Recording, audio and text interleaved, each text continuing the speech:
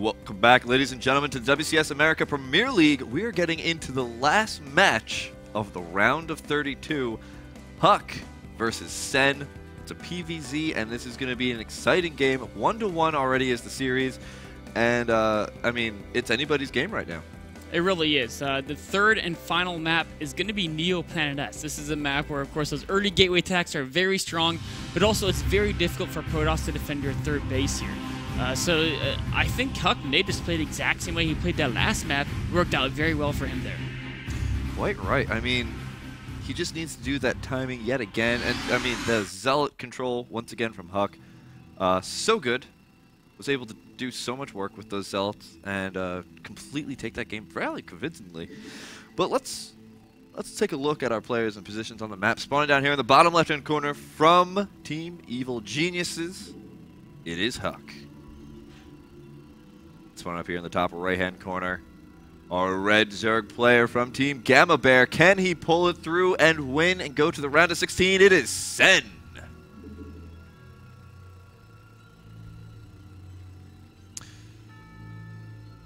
So, nothing crazy coming out from Huck. No proxies, no nothing. Sen himself also being incredibly stable, not doing anything crazy. This is one of those really interesting times to see what type of advantage people get in their last game. Last time we saw Sen opt to take a late third base here and go straight for those upgraded speedlings and then into Ultralisk. And so the question is he going to do that again? And if so, how is Huck going to react to that type of play? I mean, Crank was able to counter that so perfectly, and you know, Sen was having such an issue in trying to get any type of major concave and surface area on Crank's army on this map. Ultras are pretty big. The attack paths here on this map are kind of big, but it still proved to be a huge issue there for Sen to deny that third base. So I'm not sure if he's going to go for the same type of build when it just did not work out at all for him in that game. It did not, but of course he was also up against Crank, a player with a very different style of play than Huck. Huck throwing a pylon in the middle of his Vespene Geyser gas path, which is going to cause... Okay, sorry, I saw that little probe go the long way around. I thought it was going to be a little bit of an issue there. It did at first. Sometimes you have to, you know, tell the probes the correct way to go at one time, or else they'll kind of keep going the long way. But once you tell them once, they usually stay on a true path, and it's not going to interfere with them at all in that regard. It looks like Huck's going to go for the same build he did last game. I would anticipate that was a very good build, of course, getting a Nexus first, and then using that Mothership Core to scout. Using that Mothership Core to scout allows you to basically keep all your probes focused on just mining minerals, which then maximizes your income, and can make those timing attacks a little bit faster. Meanwhile, Sen not doing anything too crazy, grabbing gas a little bit earlier than last time. No third base. So looks like he's going to follow pretty much what he did against Crank. It could be the same exact build order once again. It does indeed look like it. Two Zerglings heading out here to scout Huck. Of course, these can chip away to buildings and be a little bit annoying. In general, they can also just keep that Mothership Core back on defense. Wait, they're actually going to go straight into the main. Interesting choice, because I think he knows what Huck has, given the Nexus timing. Yeah, he's going to get in here. He's not going to see too much. Mothership Core probably going to try and deny that Zergling from getting out. Most likely. Seal its fate. But the Mothership Core actually walking away. He's going to say, you know what, fine, see what I'm building. That's fine with me. Huck wants to prioritize his own scouting over getting that one little Zergling. Probe chasing the Zergling.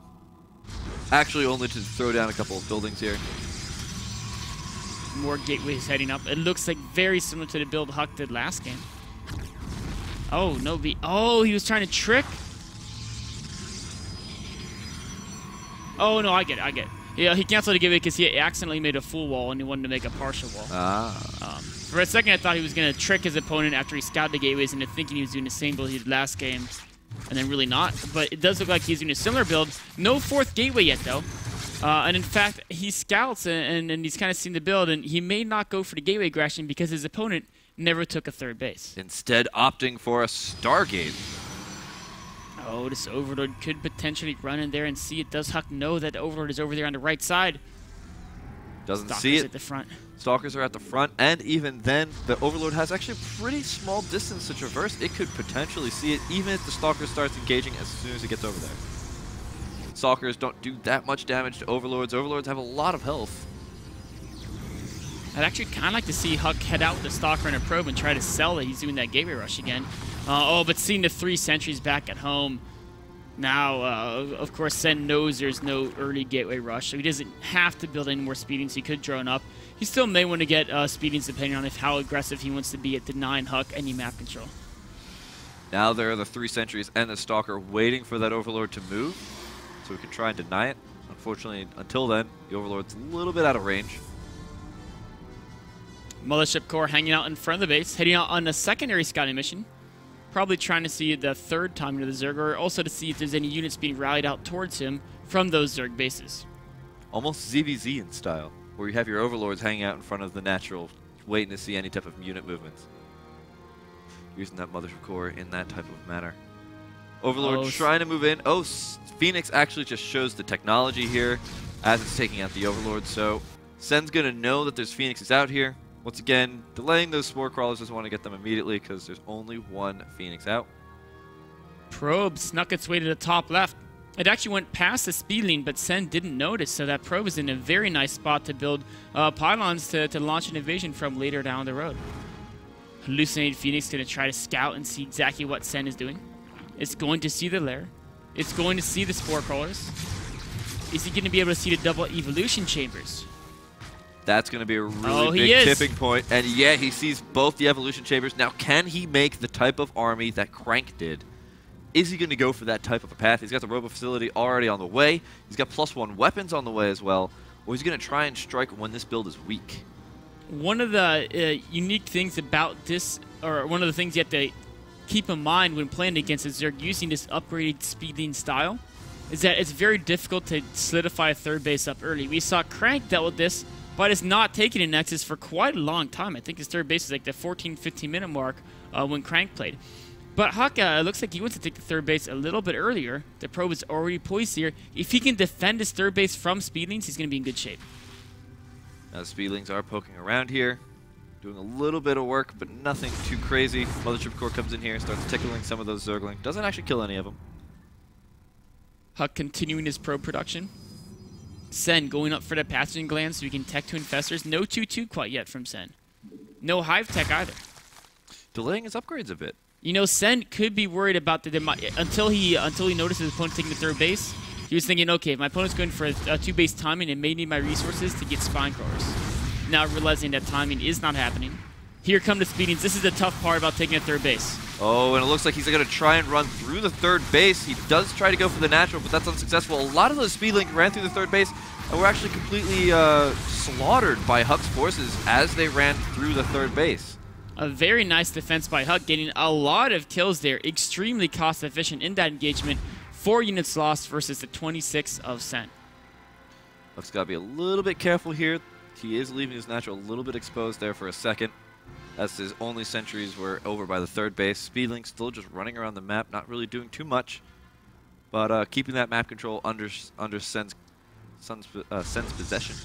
I love building the walls here by Huck, of course. Creating all the building walls was essential to Crank and basically making sure his army was protected behind those walls until he could develop it to the point where he wasn't afraid of Ultradus anymore. Not a huge food difference coming out from either of these players either. It's only 108 to 96. And that's only been in the last couple seconds that we've seen that food difference really start to go in favor of our Zerg player.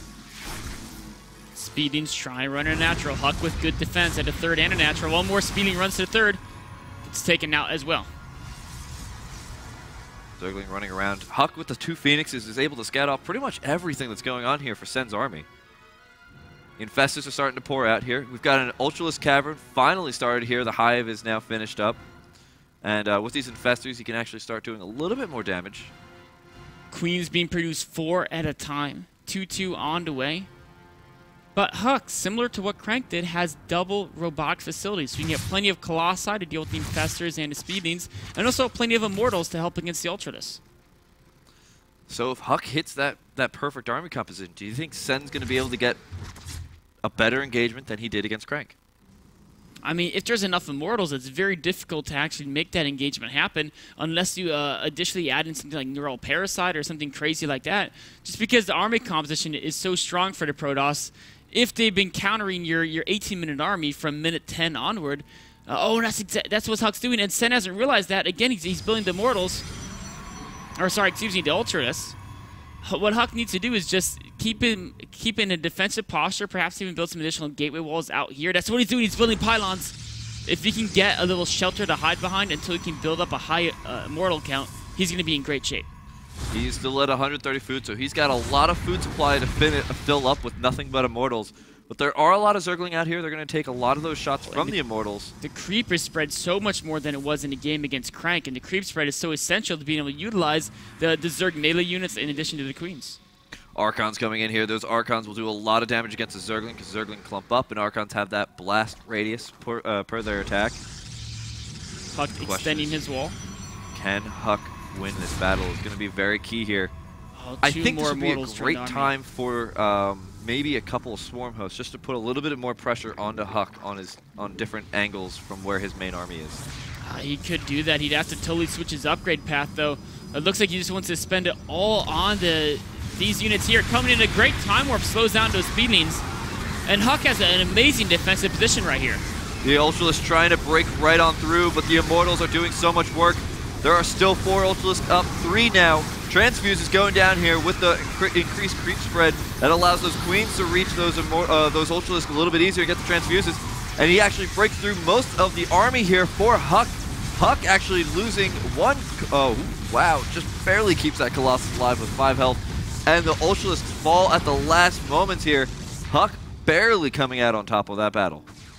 Not winning by quite as much as Crank did, but still keeping some of his important units alive, whereas Sen lost almost every single Ultralisk. There's one left here. Huck moving on to creep with nothing to deal with the speedings except for a single Colossus. A very brave move there, and I think he's being punished for it. Yeah, and now Sen's got a whole bunch of speedlings in Huck's third base. He could actually potentially take out this third base with no problem at all. Huck doesn't really have that much to answer this. There's an Archon there. Oh. But other than that, ooh, warping in DTs. Is there an Overseer? There's an Overseer coming in here. Oh no, nothing to kill the Overseer. The DTs go down, all the probes go down. The third base is done, and that means Huck is done as well. Sen with a nice push there, and you know, the big thing is he was able to get the Queens right in the battle, and they were able to get all those transfuses done, and that was such a big difference. And keeping those Ultralisks alive for just a little bit longer than he was against Crank, that allowed him to take out all those Immortals. All that was left after that was just a couple of Stalkers, a couple of Zealots, and a Colossus. The Colossus eventually went down when he moved out onto Creep, which was a bit of a bold maneuver there from Huck. And unfortunately, once he lost the rest of the forces there for the third, Sen felt completely comfortable enough to run just nothing but speedlings in there to finish up the third base. And with Huck, nothing left to defend that third base. Lost it knowing that he was on only his natural for mining base. There's just no way that he can win. A very tough game for Huck there, but he put up a heck of a fight. Going down 1-2 to Sen is no shame at all. Of course, if you look at the group results for today, we saw in the first matchup, in the first 2 matches, both Sen and Crank defeated their opponents 2-0. Then Crank took out Sen, being the first person to advance at round of 16. Then when Huck took out Capoc, he then advanced to fight Sen in the final match, unfortunately losing. So Sen and Crank are your 2 players to advance to round of 16. Huck and Capoch are the 2 players to fall down to that Challenger division. Of course, this was the last group of the round of 32, which means that we now have the round of 16 groups ready. We're going to reveal those in a minute after a short break.